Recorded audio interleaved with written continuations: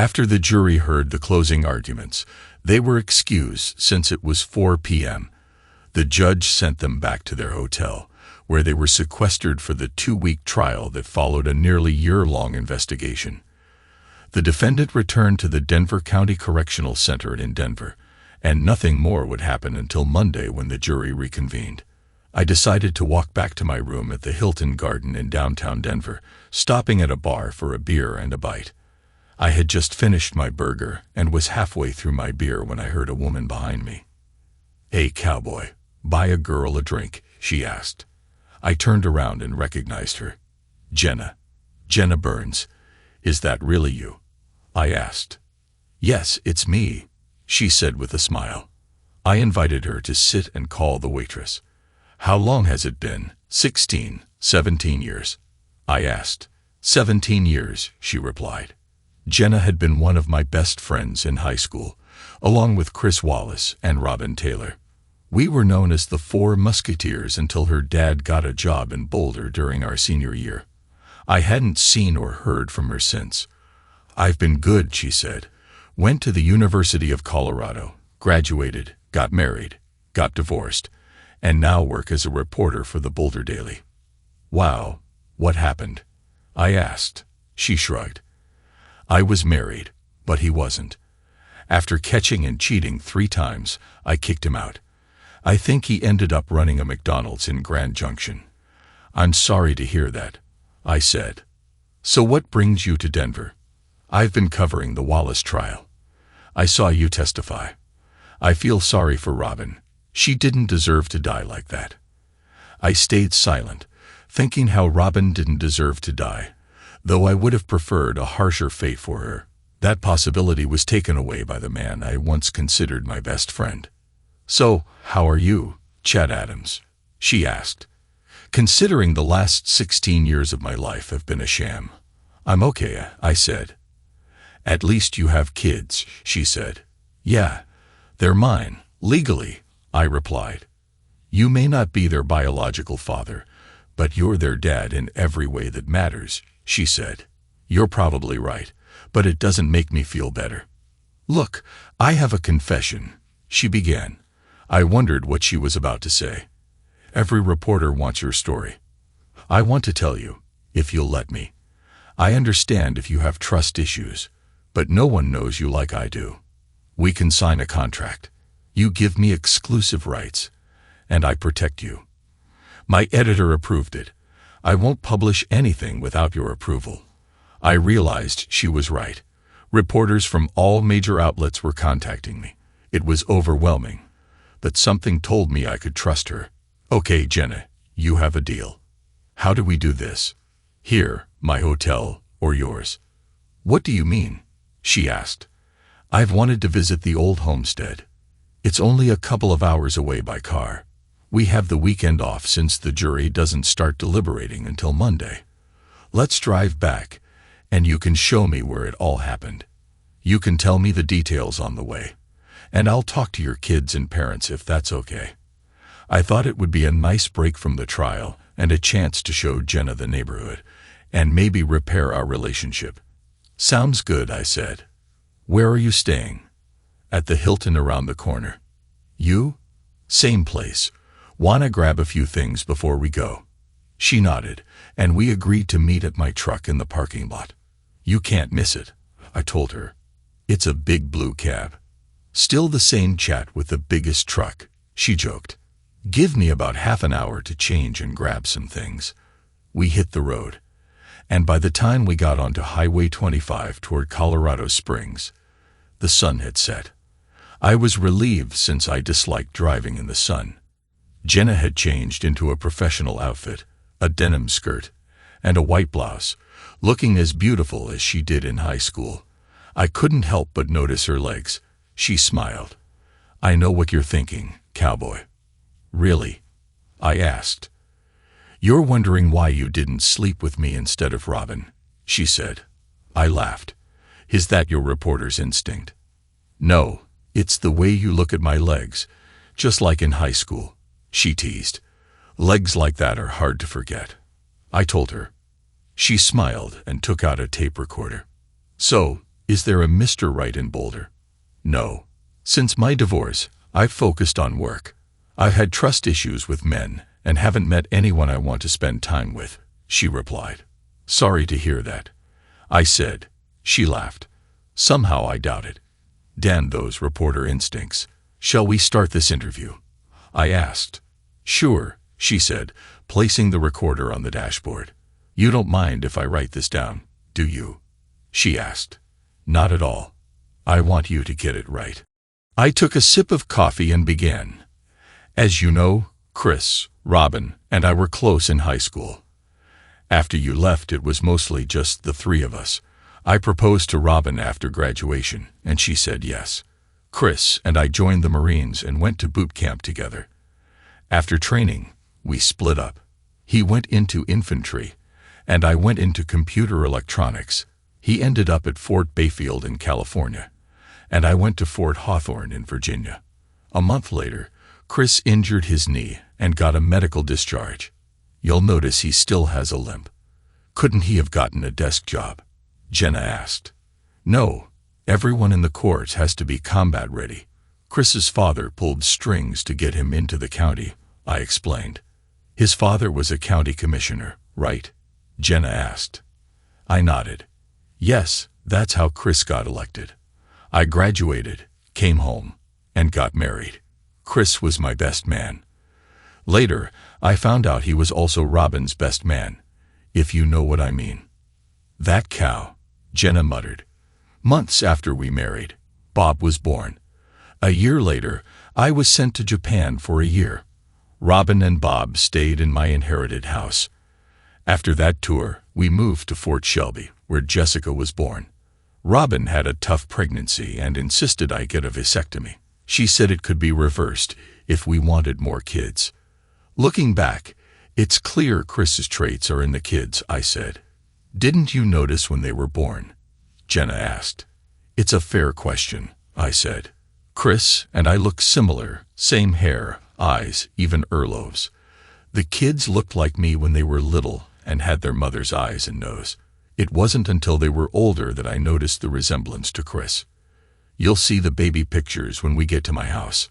I finished my service, and we all came home. I worked at my dad's computer store and traveled a lot for business. Did it bother Robin? Jenna asked. No, she liked it. It gave her time to bring Chris into our home and bedroom, which I found out much later. I said, You mean she actually spent time with Chris in your bed? Asked Jenna. Yeah, all the time, I replied. That's why I burned the bed and mattress after she was gone. I don't blame you, Jenna said. I also burned the couch and chair Chris used. Robin's wedding dress went up in flames too, I added. So, Chris was a regular guest at your house? Jenna asked. Yes, he even had his own chair. I didn't mind at the time since I thought he was a friend. He'd come over after church on Sundays. We'd watch the game, and he'd fall asleep in that chair. The kids called him Uncle Chris, mostly because Robin insisted. It annoyed me, but now I know why, I said. Want to warm up my coffee? I asked. Ready for a pit stop? Jenna turned off the recorder. Sure. I could use a break. I nodded and took the next exit. After our break, we were back on the highway. So you had no idea Robin was cheating with Chris? She asked. No, I was clueless. She never disrespected me. At least, not to my face. There was never a hint of it when I was home. They were careful, I said. How did you find out? She asked. About a year ago, I was in Los Angeles for a month-long training. Robin and the kids emailed and called me daily. One weekend, Bob sent a picture from a fishing trip with Robin and Chris. Look at this, I said, showing Jenna the photo on my phone. It showed Bob with a large fish, Chris next to him, and Robin on the other side with her hand on Chris's shoulder. What do you see? I asked. They look so much alike, even the dimples, she said. Exactly. And look at Robin's hand. What stands out? I asked. Jenna enlarged the image. No rings, she said. Right. Guess where they were? I said, leading her to another photo album. "Check this out." Her eyes widened. "Is that what I think it is?" she asked. "Yes, my wedding ring and my great-grandmother's ring. And guess whose cigarette butts are in that ashtray?" I said. "Chris," she guessed. "Yep.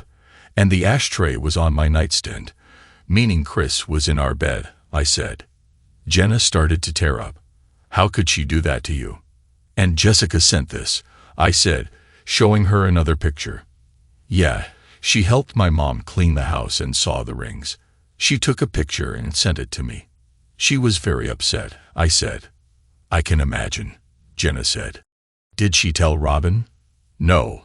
I asked her not to say anything. I also asked her to take the rings and mail them to me," I said. Jenna laughed. "I bet Robin was frantic." "Yeah, Jessica did everything I asked. Robin was going crazy looking for the rings. She even had Chris help search. They went through the garbage, sinks, everything," I said. "So what did you do?" Jenna asked. "My course ended on Friday, and I came home on Saturday night. Robin met me, crying about losing her grandmother's ring. I asked all the usual questions and then pulled the rings from my pocket. She was stunned. "How did you get them?" she asked. I told her a trusted friend found them and mailed them to me. I didn't mention Jessica to protect her. I just said, "Don't put them in the ashtray next time Chris comes over." Her eyes went wide, and she started crying, telling me she loved me. "I'm sorry," I said, seeing Jenna's reaction. "I didn't mean to swear." "That's all right," she said.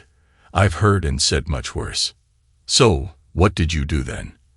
"I knew it was over between us then. I didn't have solid evidence of the cheating, just suspicions. I decided to investigate. First, I wanted DNA tests to see if the kids were mine. I bought surveillance equipment, motion-activated cameras, audio recorders, and bugged our cell phones. Everything recorded on my home server and backed up to the cloud. I installed it all when she went shopping. The DNA test was easy. One of our clients in Denver is a lab that does this testing. I took samples from the kids and myself, asking them not to tell their mother. When Chris came over that Sunday, he fell asleep in his usual chair, making it easy to swab his cheek. A week later, the lab mailed the results to the store. 99.9% probability Chris was the father of both kids, meaning this had been going on for at least 16 years. "And you had no idea?" Jenna asked. "No clue. She never gave me a reason to doubt her. Our bed life was normal.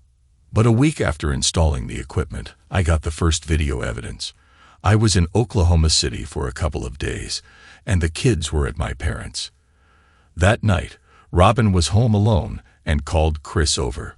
While I was out of town, I logged into my server and saw them in our bed. The visual was tough enough, but hearing what they had to say cut even deeper." "What were they talking about?" Jenna asked, her voice barely above a whisper. "Give me a minute," I muttered, eyes on the narrow, twisting road ahead. The darkness was dense, and this part of the county had no street lights or guardrails. I knew Chris's old pill-dealing crew had once run business out here. Even though most of them were behind bars, it made me worry. I turned on the high beams, flipped up the light bar, and cranked up the police scanner. After pulling my gun out from the glove box, I felt ready to keep going. We finally arrived at my driveway, and Jenna spotted a DS patrol car station outside. "Who's that?" she asked, pointing. "That's part of our security team," I said. "Ever since Chris was arrested, DSS has kept an eye on the place. Some of his people already tried torching it once, but we caught them in time. Now there's 24-hour security on the property, and DSS also watches over my family and the kids. Chris might be behind bars, but we're not taking any chances." I parked in the garage, and we walked over to greet the officer in the car. He rolled down his window and greeted me with a surprised look. "Chad, I thought you'd still be in Denver for the trial," he said, stepping out of the car and shaking my hand. "Jury went to deliberation this afternoon. This is Jenna Burns, a reporter from the Boulder Daily. Who'll be with me this weekend? I replied. The officer tipped his hat to Jenna. Nice to meet you, ma'am. Things have been calm since the Rangers rounded up most of Chris's associates. My shift's nearly over, so you'll see my replacement shortly. I nodded. Appreciate you looking out for us. Once inside, I brewed a pot of coffee and showed Jenna around the house. It was built back in 1866 by Morris Morgan after he returned from the Civil War. Over the years, it's been expanded and renovated countless times, but some original details remained. Now it had 5 bedrooms, a large 3-car garage, and a covered porch that wrapped around the side. There were rooms for both kids, a master suite, and a playroom that doubled as a family room. Robin had even set up a sewing room. I suggested Jenna take the master bedroom since it had an attached bath, and I'd stay on the futon in my den. But she just chuckled, waving it off. Nonsense, she said with a grin. The beds are big enough for both of us. We're grown adults, Chad. I hesitated for a second, but her smile was reassuring, so I nodded. She grabbed her things and led the way to the living room. All right, I'm ready for the whole story. Let's get to it, she said. Just let me call the kids first, I replied. I dialed my parents and chatted briefly with my dad before talking to Bob and Jessica. They were excited to see Jenna and arranged to meet us for lunch the next day. After grabbing my coffee, I brought a stack of DVDs from my study. These might help, I said, handing her one. Her eyes widened at the number of discs. How many recordings do you have? Quite a few, I replied. Some are from the house, some from my office. There are scanned documents, photos, and audio files. I've backed everything up. I put the first DVD into the player. This one's a bit rough to watch, but it confirmed my suspicions. Listen closely. The video started with Robin walking into the bedroom, and Chris joined her moments later. She slipped off her rings, tossing them into the ashtray on my nightstand, and Chris, with a smirk, stubbed out his cigarette on them. To hell with his great-grandmother's ring. Robin sneered with a laugh. I glanced at Jenna, who was holding back tears as they started undressing.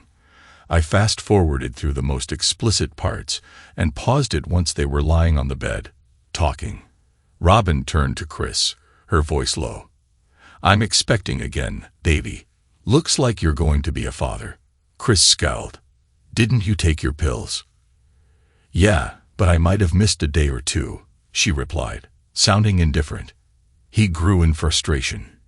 You know the rules, no protections. I can't handle another loss, she whispered. I've had 3 already, and the last one nearly did me in. Besides, Chad had a vasectomy after Jessica. That was your idea, remember? Chris paused. So, what do you want to do? I want to marry you and leave him, she replied. He's already catching on.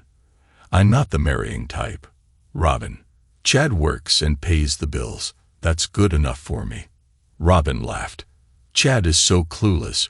We could do it right in front of him, and he wouldn't notice. Then her expression darkened. Couldn't you arrange an accident, like with those guys before? Chris's tone turned serious. Those were people no one cared about. Chad's a different story. He's useful. Maybe we can work on it gradually. For now, head to the clinic in Twin Falls. They'll take good care of you. I'll keep an eye on Chad, and if he tries anything, I'll take care of it. Robin nodded, kissing him. You're the one. They started up again, and I turned off the video. Jenna wiped tears from her eyes. I hate her. And you live like this for 17 years. Sorry, Chad. For the kid's sake, maybe consider staying with her. Could you stay with someone who betrayed you for 17 years? I asked. No, I don't think I could, he admitted. Back at my office, I called the contacts Brad had given me, setting up meetings with a senior family attorney, a state prosecutor, and a federal investigator in Denver. I also updated my dad, who assured me he'd support whatever decision I made. Chris was bad news, but this is worse than I thought, he muttered. We need to get the kids out of there. We devised a plan.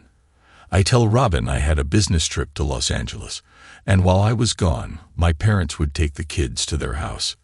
Before heading out, I called Bob.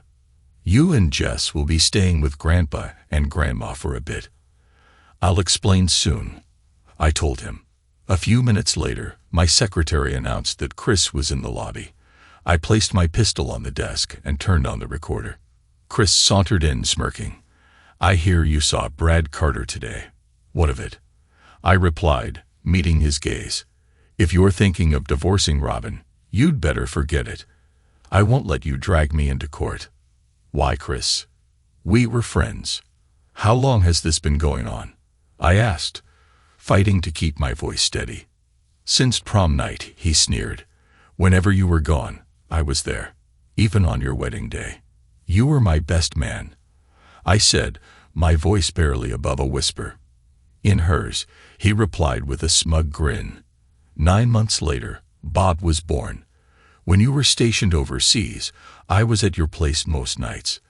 The vasectomy idea, that was mine. We didn't want her to have your kids. I glared at him. In the future, you'd used my insurance for that. He shrugged. Sure. Now that you know, you'll do as I say, or I'll make sure something happens to the kids. Don't forget who's in control here, Chad. I own this county, the sheriff's department, and the courts. I own you. Play along, and things will be fine. Step out of line, and it'll be the end for you and your kids. You'd harm your own children. I asked, shocked. I've grown up, Chad. Maybe it's time you did too, he sneered, walking out. I copied the recording to a DVD, called my father, and sent a copy to my attorney. Dad, it's time. Chris just threatened me and the kids. Understood, he replied. I'll arrange for Bob to pick up Jess. We'll meet you at the house. I called the school, instructing them to let only my father pick up the kids. Then I called Bob, telling him to pick up Jess and go straight to his grandparents, no questions asked. I grabbed my weapon and left for home. When I arrived, Robin's car was there, but Chris's truck was gone. I walked in, hand on my gun. You're back early, Robin said as I walked in. Is Chris here? I asked. Why would he be? She replied, eyes wide with faint innocence. You know why. Maybe for an afternoon visit or a plan of my accident, I replied. Her face was drained of color. Chad, I'm so sorry. Watch this, I said, inserting the DVD. As Chris's voice played, her face twisted with guilt and shock. Chad, it's not what you think. We can fix this, she pleaded. Fix this, I scoffed. After all the betrayal, we're done here. I took her left hand, removed my grandmother's ring, and handed her my wedding ring. Now get out. She tried to stall, but I threw her purse at her. Just then, my dad's truck pulled in, followed by Chris. Robin smiled, thinking she had the upper hand. Now we'll see who has to go. It would go smoother if you just cooperated, Robin said, her tone smug. It would be easier if you cooperated, she taunted. Are you really going to do this? I asked. In a heartbeat, she replied. Just then, Dad blocked Chris's truck with his own and got out with his rifle. What are you doing, Adams? Chris yelled. I'm enforcing a restraining order, Dad said. What kind of restraining order? Chris asked. The one against you and Robin. Stay 500 feet away from my family and our property, Dad said. Get out of here. Chris stopped moving as 2 cars with flashing lights pulled up and 4 state troopers stepped out with their pistols ready. We'll take it from here, Mr. Adams, one officer said. Dad lowered his weapon. Is that her?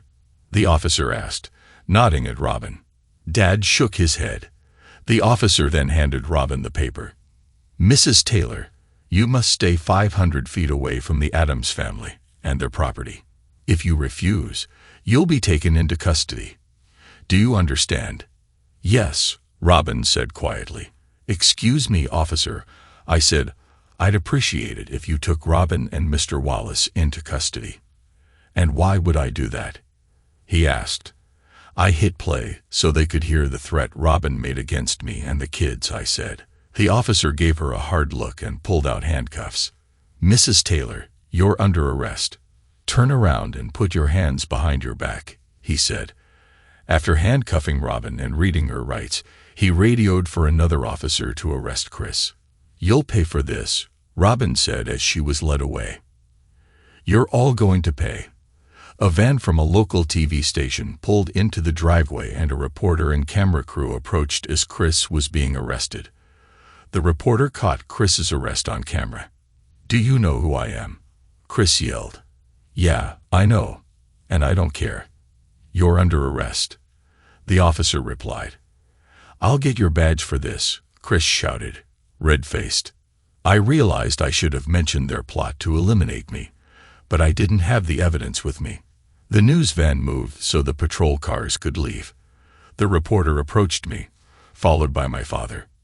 "Mr. Adams, why was Commissioner Wallace arrested?" she asked. "Making death threats is a crime, even for popular politicians like Chris and his married girlfriend." "Now, I have to take care of my kids," I replied. My father joined me as we walked away, leaving the reporter in shock.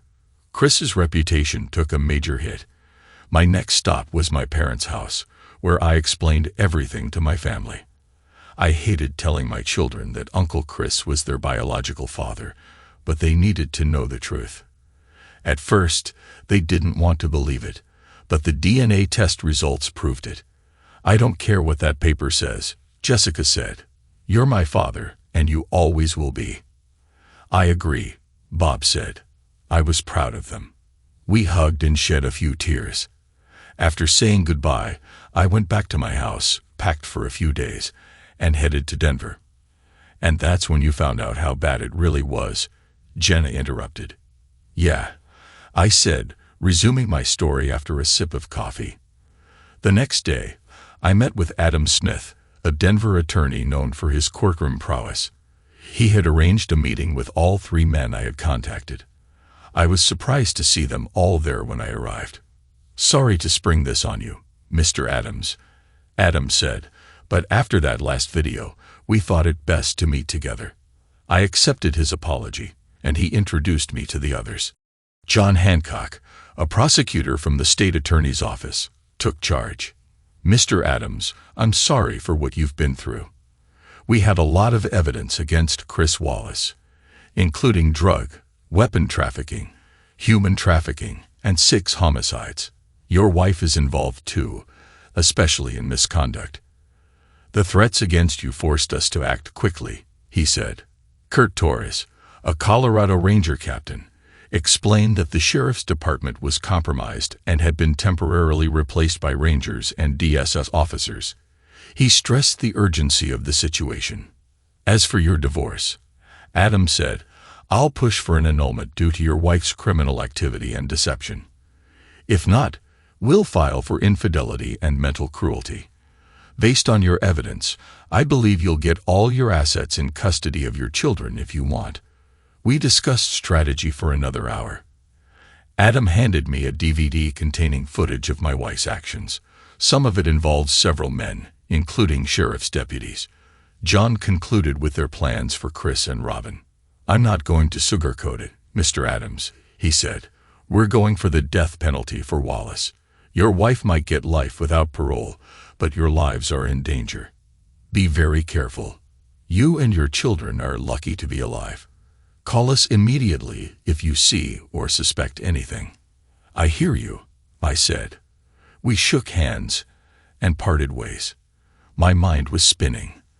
The man I thought was my best friend was involved in drugs, weapons, and murder, and my wife was part of it. How did I miss this for 17 years? I thought. I got a frantic call from Bob. "Dad, come home now," he said. "What's going on?" I asked. "Just come home now," he said and hung up. I sped home. When I arrived, there were ambulances and police cars in front of the house. I rushed to the door as paramedics wheeled out a gurney. The paramedic pulled back the sheet, revealing Robin's face. "I'm sorry, Mr. Adams," the paramedic said. "She's gone." I wasn't that upset. Inside, I saw Chris on another gurney, his left shoulder shattered but alive. My kids and father were standing off to the side, unharmed. I hugged them. "What happened?" I asked. Dad explained. "We came to pick up a few things. Chris and Robin showed up. Jessica and Robin fought, and Chris pulled a weapon. I grabbed my rifle and walked in just as Chris pulled out his weapon. Robin tried to stop him, but he shot her accidentally. I shot Chris in the shoulder and called an emergency. Bob called you right after." "Yes, Robin was gone before the ambulance arrived." "It's okay, Dad. You did the right thing," I said. I remembered the security system was running and checked the footage. I showed it to an officer and made a copy. "Do you have that video?" Jenna asked. "Yes," I said, pulling a disc from the stack. I put it in a DVD player. The video showed Robin and Chris entering the house, followed by Jessica. "What are you doing here?" she asked. "You should be in jail." "We bailed out," Robin said. "You're coming with us." "I'm not going anywhere with you," Jessica said. "Leave now." Robin grabbed Jessica's wrist. "You're coming with us," she insisted. Jessica pulled away. "No way. I hate you," she yelled. Robin slapped her. "Yes, you are.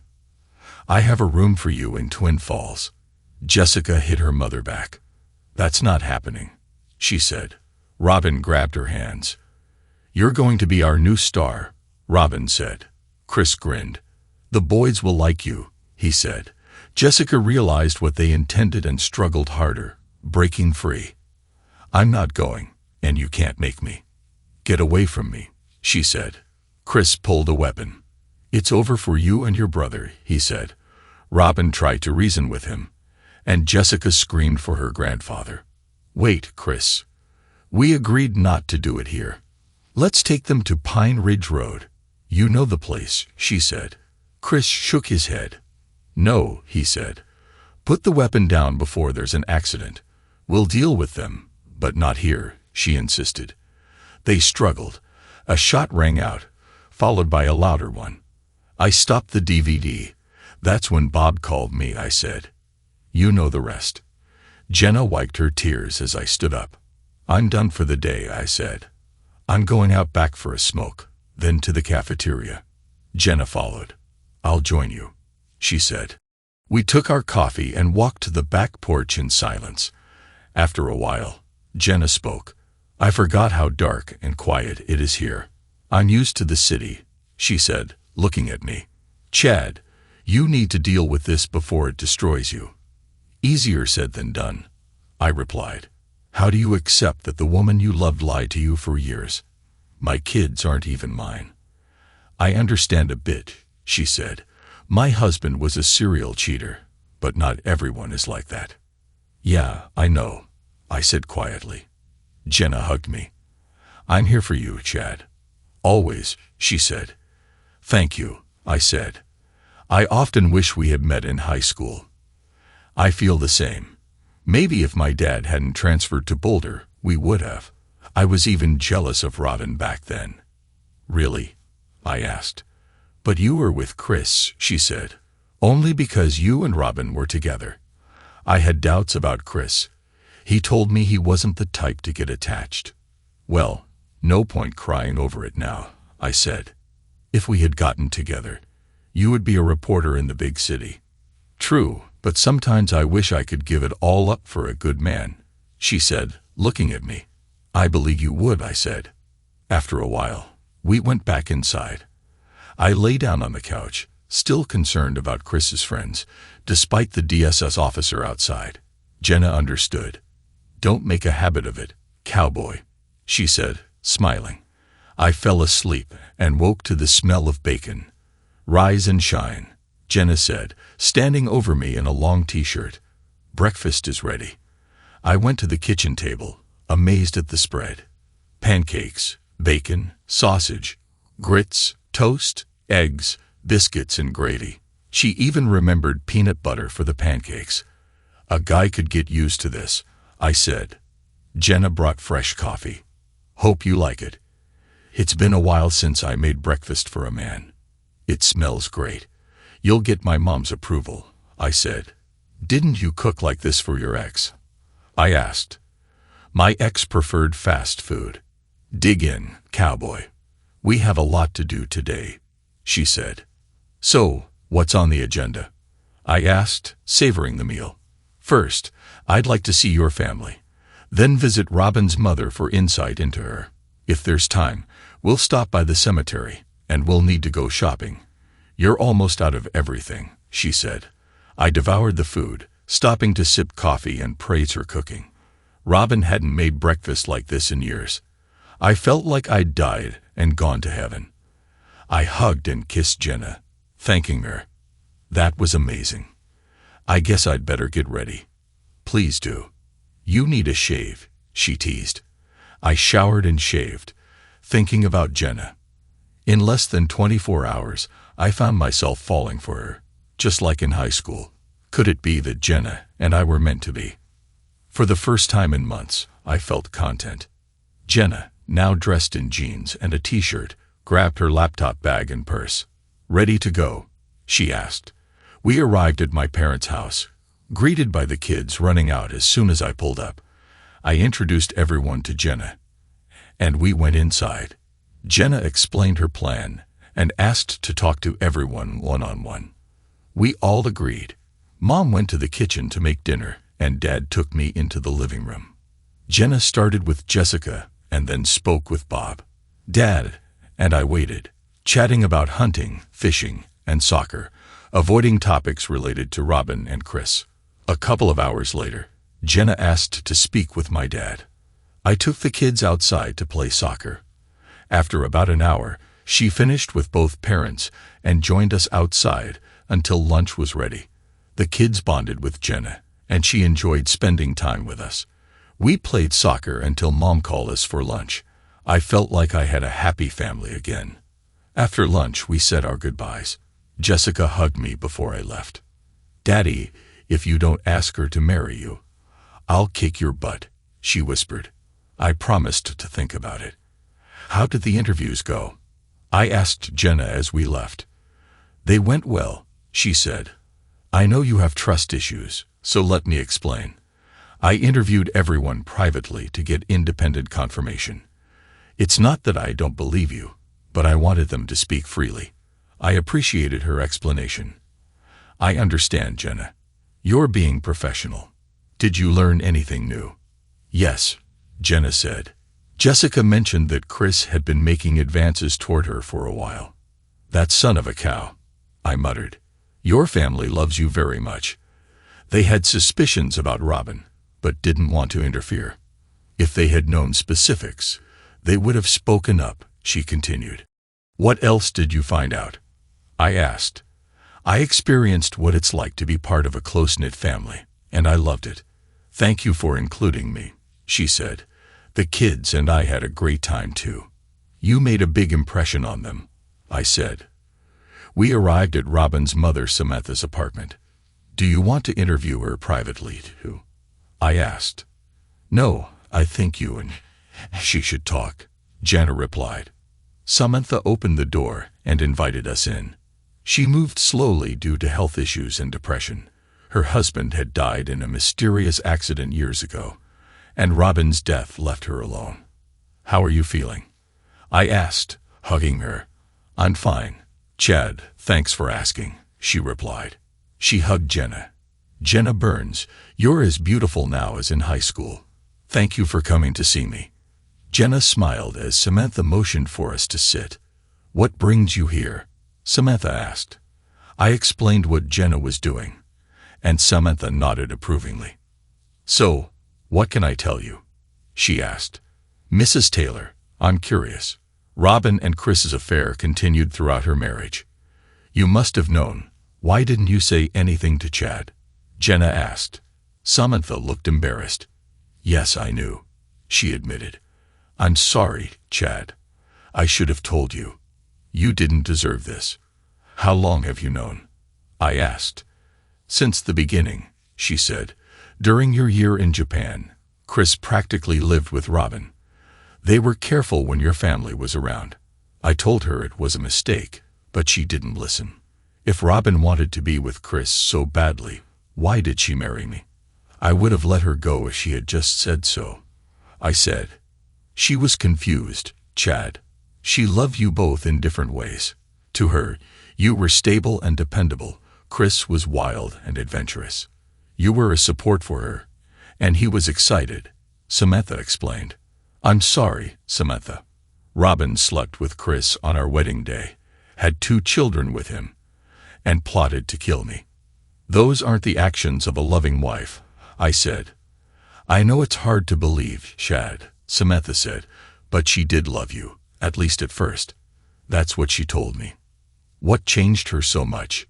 Jenna asked. People change over time, Jenna, Samantha said.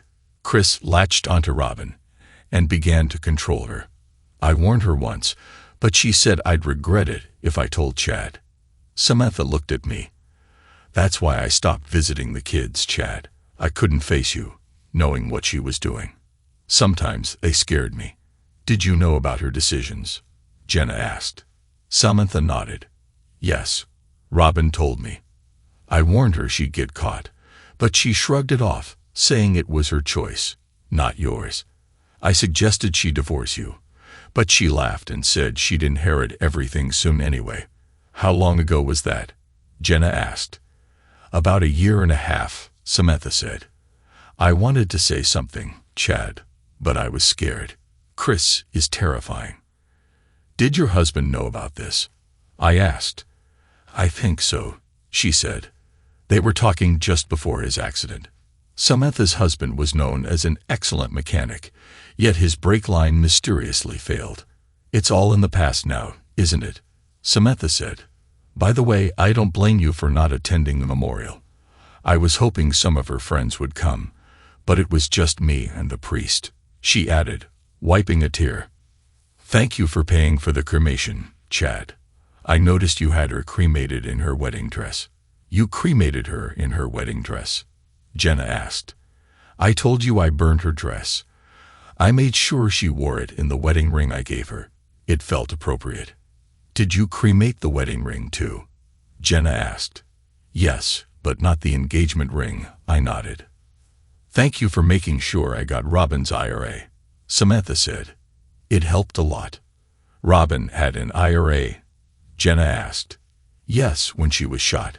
It had $350,000. She also had $200,000 in a savings account I didn't know about.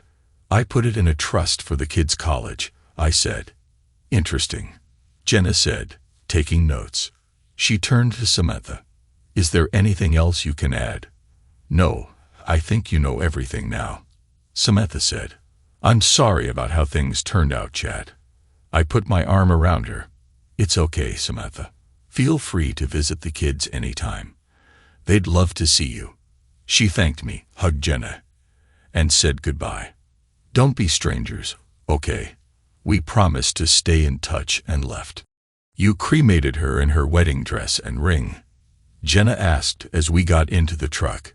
It felt right at the time, I replied. Jenna took notes as we drove to the cemetery. We reached the columbarium where Robin's ashes were kept. The granite plaque read Robin Taylor with her birth and death years, nothing more. At least you treated her remains with dignity, Jenna said, mostly for Samantha's sake. If it were up to me, I'd flush her ashes down the toilet, I muttered. Interesting you used her maiden name, she added. She didn't value our family in life, so I didn't burden her with our name. They wanted me to write loving wife and mother on the plaque. I figured cheating tramp or lying cow wouldn't fly, so I kept it simple. Jenna took her pictures and then placed her hand on my chest.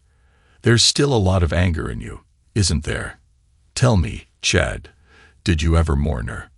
The truth was, no, I hadn't shed a tear since she was shot. Her lies, cheating, and threats against the kids destroyed my feelings for her. Part of me was ashamed, and it brought tears to my eyes. Damn it, I didn't want to cry in front of Jenna. I turned away, but she made me face her. You need to get it out of your head, Chad, before it eats you up, Jenna said. Let it go, and you can move on. "What kind of life is this, Jenna?" I asked. Everything I thought I had was a lie. Tears rolled down my cheeks. Jenna hugged me tightly, kissing my face occasionally. "That's what happened." I sobbed uncontrollably. Jenna held me until I calmed down. I wiped a tear from her cheek. She was my friend, too, remember? The four of us. Chris, Robin, the four musketeers. I loved her like a sister. I hate what she became, but I loved her anyway. You did too. You married her, raised 2 kids with her. That must mean something. You're probably right, I said. "Dan right, cowboy. I'm here for you, Chad, as long as you need or want me." "I get it," I told her. She smiled and patted my chest. "We need to get to the store. What do you want to do about dinner? How about a trip to Charlie's for steak and a van tonight?" I asked. "You're asking me out in front of your wife's ashes." She smiled, kissed me, and looked at Robin's marker. "Bye, Robin. Your husband is asking me out," she said. I whispered, "Bye, honey," to the marker and returned to the truck. "Are you okay?" she asked. "Yeah," I said, starting the pickup. "Let's get ready for tonight." We stopped by the farmer's market, bought groceries, and headed home. It finally felt like home with Jenna. I showered, shaved, and dressed, waiting for Jenna to finish getting ready. She came down in a denim skirt, white blouse, and cowboy boots. She looked stunning. I offered her my arm, and we left. Charlie's restaurant was known for great steaks. After dinner, we had a beer and watched couples dance. "Do you want to dance?" I asked. "Of course," Jenna said. We danced the night away. 2-step waltzes, slow dances, even line dancing. During a slow dance, Jenna kissed me deeply. "I love you, Chad Adams," she whispered. "Always have and always will." "I love you too, Jenna Burns," I replied. She lit her lips nervously. "Take me home and make love to me, cowboy," she said. "Let's get this situation under control," I said, doing a bad John Wayne impression. She smiled, took my hand, and led me to the parking lot. "Take me home now," she purred. She started kissing me in the car. Thank God for tinted windows. "Are we almost home?" I asked her. "Good," she whispered. We parked in the garage and rushed inside. Later, we lay on the bed, her in my arms. Just 36 hours ago, I was a broken man. Now, with Jenna, I felt hope. I knew what I wanted to do, but feared she'd think I was rushing. Screw it, I thought. Full speed ahead. "A penny for your thoughts," she said, looking up at me. "I don't want it to ever end," I told her. "Me neither," she replied. "What do you propose to do about it?" Her reporter instincts were kicking in again. I opened the nightstand drawer and pulled out a small box holding my great-grandmother's engagement ring. I'd had it cleaned after taking it from Robin. Jenna focused on the box as I explained the ring's history. It had been passed down through generations, starting with my great-grandfather in World War I. "You see, Jenna, this ring symbolizes my love for you in over 100 years of Adams family history. I understand if you prefer a new ring, but this one means a lot to me." With a tear in her eye, Jenna said, "Yes, I will marry you and be proud to wear your great-grandmother's ring. But there's one condition." "Condition?" I asked. "Promise you'll cancel the vasectomy. I want to have a house full of kids. Maybe one day we can pass the ring on to one of our grandchildren." I smiled, put the ring on her finger, and we kissed before making love and falling asleep in each other's arms. The next morning, I woke up to the smell of bacon. Jenna was making another legendary breakfast. We ate, packed for the trip to Denver, and showered together, leading to another session of lovemaking. I called the kids to share the news. "Woohoo!" Bob shouted when I told them we were getting married. Jessica was just as happy. "Good for you, Daddy," she said. "You've got a real winner." "Congratulations," my dad said. "Welcome to the family, Jenna." "Thank you, Mr. Adams," she said. "Call me Dad," he laughed. "Okay, Dad," Jenna replied, laughing. I'm so excited for you too, my mom said. Have you set a date? Not yet, Jenna said. I have things to finish and Boulder first. It will be soon. Bob, I think it would be great if you and Jessica visited your grandma Samantha occasionally. She misses you, I suggested. Okay, Dad, Bob replied. We said our goodbyes and loaded into the truck. Something Jenna had said to my mom stuck in my head. What are your plans? Long-distance relationships don't always work out, I said. Did you know Jake Carson is retiring as editor-in-chief of the Daily Record? She asked. I didn't, I replied. I sent my resume last week before we met, and they wanted to talk to me about the job. He won't retire for 3 months, and I need 2 months to finalize things at the Boulder Daily. What if you don't get the job? I asked. I'll quit my job and live with someone I know here, she teased. No one else is interested in the job, and the board wants a woman with my experience. I have ideas to improve circulation, she added. Sounds like you've got it figured out, I said. I like to be prepared, she replied. No matter what happens, I'll support you 100%. She wrapped her arms around my neck. That's why I love you so much, she said. If I stayed at the Boulder Daily, they could send me anywhere, anytime. I'm tired of living in hotels. The paycheck might not go up, and it might even go down, but living in one place with you is worth it. If I don't get the job, I'll write online, freelance, or maybe write a book. I'd rather spend all my time in bed with you. That's the plan I like best, I told her. Let's go outside. After closing up the house, I picked some flowers from the front garden. Mind, we make a stop? I asked. Oh, do you have a girlfriend hiding somewhere? She teased. You know better, I replied. Her question still bugged me, though. You're right. I'm sorry, she said. We both got burned, so it's a sore subject. I was thinking about what you said at the cemetery. It's time to put it behind us, I said. Good for you, she replied. We pulled into the cemetery and walked to Robin's ashes. I placed the flowers in a vase. By the way, Robin, Jenna, and I are getting married. Thought you'd like to know, I said. Jenna added, and if the kids are okay with it, I plan to adopt them. We said our goodbyes and walked back to the truck. Do you really want to adopt the kids? I asked. Hell yeah, Jenna replied. They deserve a mother they can trust. Are you okay with that? Of course, I replied. Marrying Jenna felt right for all of us, especially for Jessica, who needed a strong, loving mother as a teenager. We drove back to Denver mostly in silence, with Jenna working on her story. When we arrived at the hotel, she suggested, "Why don't you move into my room? The paper's paying for mine until this is over." "At least let me pay part of the bill," I said. "You can pay for our dates," she replied. I checked out of my room and moved in with Jenna.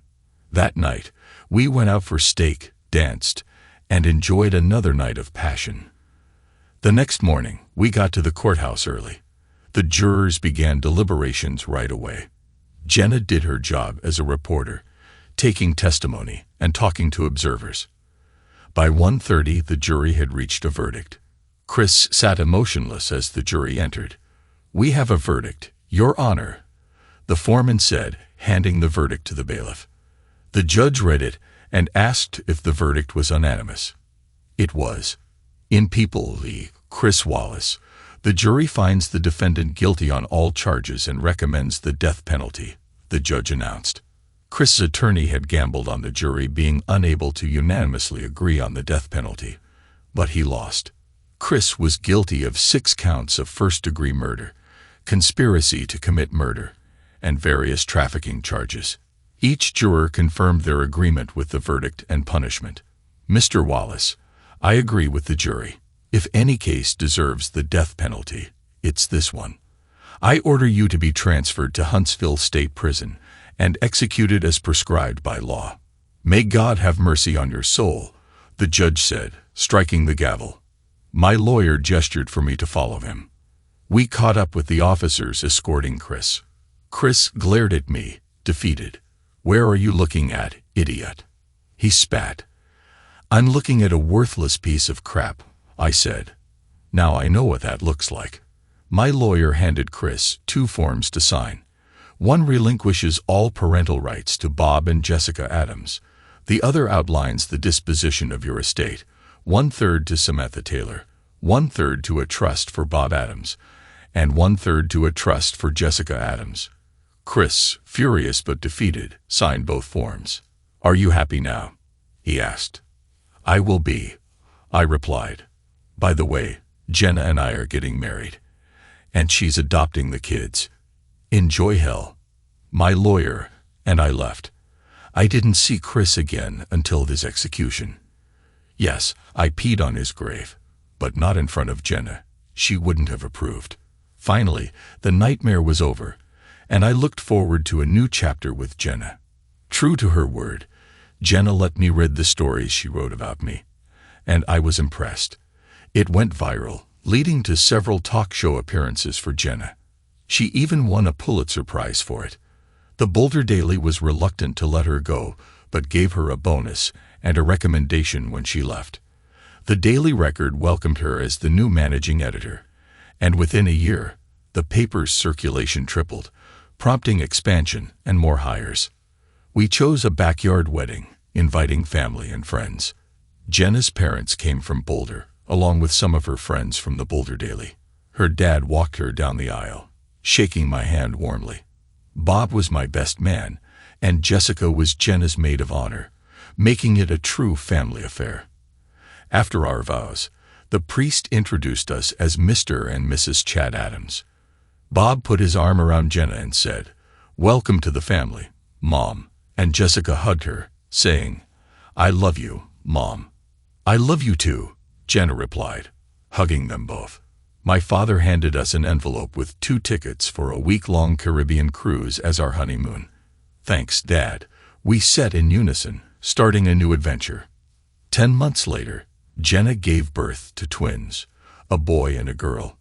We named them Morris, after my grandfather, and Alicia Marie, after Jenna's grandmother.